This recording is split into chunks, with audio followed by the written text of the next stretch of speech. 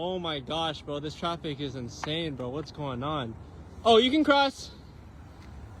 Hey guys, Traffic Light Doctor here, and it seems like maybe y'all were misinformed on how to use a traffic intersection. Well, today I want to inform you, as a pedestrian, you need to be using these pedestrian push-button devices as you see here, and then waiting until you have a walk indication across the street. And as an operator of a motor vehicle, you would not want to drive on the sidewalk because they're just not designed for that. Instead, you would want to use a proper roadway that is designed and engineered to handle the wear and tear of a vehicle. When approaching a signalized intersection, you need to be aware of what these traffic lights signalize. When you approach a traffic intersection and the lights are red, then you need to stop at the stop bar here and wait for your turn at a green light so that you can have the right of way at this intersection. So guys, just remember, these crosswalks are designed for pedestrians to safely travel through an intersection, while the roadway is designed for motorized vehicles and motorized vehicles only to safely travel to their destinations. I know traffic lights can be confusing, but I hope you learned something in this video. And as always, thanks for watching.